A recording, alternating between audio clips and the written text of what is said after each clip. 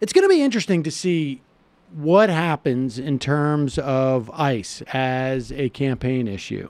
The abolish ICE movement and has been the velocity. I mean, look, we were saying abolish ICE on this show, I don't know, a year ago, maybe, right? And we're a YouTube show, a podcast, and we're, you know, I wouldn't say that we're outside the mainstream, but I didn't in any way conceive of the idea that that would become adopted by Democratic politicians. That it would jump from left Twitter to... Yeah. I mean, it wasn't even that big on left Twitter a year ago, right? I mean, it's like the concept of removing an agency was not even seemingly contemplated. Now it is becoming, I wouldn't say it's a mainstream position in the Democratic Party, but it is becoming, it is not a marginal position.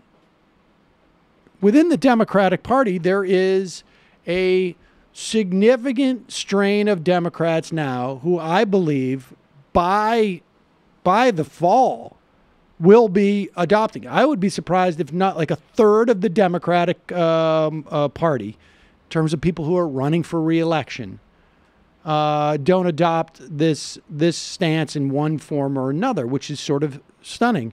And it certainly seems to be, the Republicans certainly want to run on this. But it's hard to imagine that it's going to get more traction than just the sheer racism that is the subtext of it, right? And but here we have a South Carolina representative, Ralph Norman, going on Fox News, and this is when I hear comments like this, I begin to wonder if they're not afraid that they're losing this argument, right? Here we go. What would you say to the critics, for example, who will say this is what America stands for? You know, the Statue of Liberty and our history of encouraging immigration to our nation upon which this great democracy was built. Well, that's true. But, you know, in today's world, we've got 3,000 Americans dead from 9/11. We've got threats, we've got shootings, we've got issues that we've got to address. I'm for the American people. Pause it. Let's just break down why he's defending ICE and an anti-immigration stance. 9/11, which had the implications of ICE were zero. And obviously, now ICE didn't exist at that time, but there was you could have the exact same ICE force you have today, and none of those people would have been stopped. In fact, I would argue that in some respects, absence any new attention that's been paid by the CIA and the FBI, that the work of ICE actually cuts against security, right? Because they are expending so much in terms of resources to arrest moms and separate children and house families that we're not expending resources. If I was worried about our national security in this way, I would be very concerned about what kind of a resource drain ICE is. And then he talks about shootings and whatnot. Crime is down across the country in virtually every single urban center in the country by 10, 15, 20, 30, 50, 60%. Particularly violent crime, 70% over the past 20 years, 18 years ago when 9/11 happened. And I mean, maybe people can imagine around the country that, oh my God, you know, we don't want what happened to Long Island, that they had to be liberated from multiple cities, happen in our neighborhood. But I mean, how much of that a motivating factor can it be if people themselves are not experiencing it? And then, of course, he said, etc. Let's continue. Is there much more to this? We've got the juice Okay. I mean, I also to just historically, they did use the same arguments, his analog, to block people from coming to the country. Historically, there always has been nativist and racist sentiment who said that Irish people were all, drunks, Italians were all criminals. Like, there's nothing new in the argument that he's making. There's nothing new in the argument he's making, but he's not making the first order argument, which is like, we need to protect this country from illegal immigrants. Or that we're changing the tenor. But remember the James O'Keefe video of dressing up in a Bin Laden mask and crossing the border? That is the level at which these things come from. It's not first or second. I agree. It's nonsense. I agree. I just don't think that this is going to, you need to expand the argument to motivate the people who are not coming out in these special elections, who are not, we're not showing that. I mean, you just look at how they have decided to play this. And if you synchronize like relentless one-dimensional propaganda, voter suppression, and these policies, it seems to me a couple weeks ago, we played a clip of Trump voters on CNN. And among many dishonest and disgusting things that they said, one woman in the most honest moment looked at the interview and she's like, and quit trying to make me feel bad for these kids. And it's like, yeah, there you go. Right. That's who they're turning out.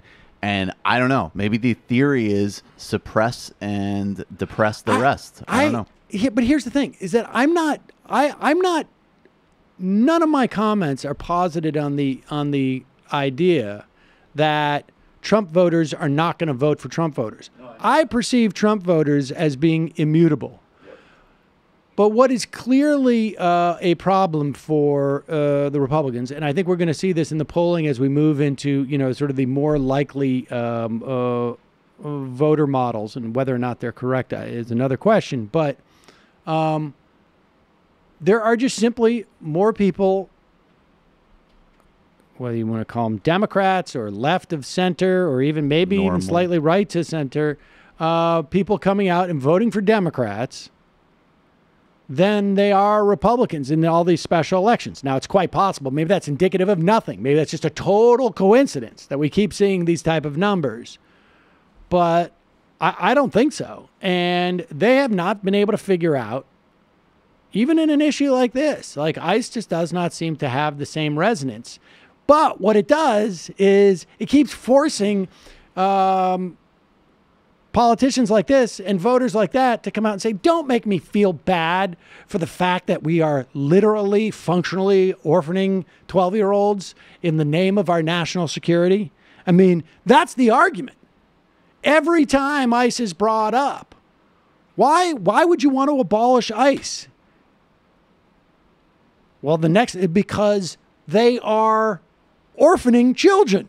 They are disappearing children. That's why. Because they're a rogue agency that instead of protecting us from people who would do us harm, they are supposedly protecting us from the guy or the woman who is going to pick a pear for us, or pick an apple, or make sure that we have low-cost kale, or, plums. I mean, that's basically what it's coming down to, right? Like, I mean, they're going out into the fields and setting up roadblocks in rural areas. And they're not catching sleeper cells. Yeah, I mean, the fact that immigrants do low-wage jobs that Americans don't want to do is not a good line to defend them upon. But that said, it's going to be very damaging to the economy in the present tense. Yes, but I'm not saying that they should get low wages. I'm just saying that, like, the argument that you're protecting the country by going out and setting up a roadblock to get the guys who are coming in from the fields is pretty thin gruel. What Sam was saying is that they should be defended getting paid low wages to pick cherries, plums, pears, very specific fruits. Tomatoes, but also corn. Especially apples. Apples mostly.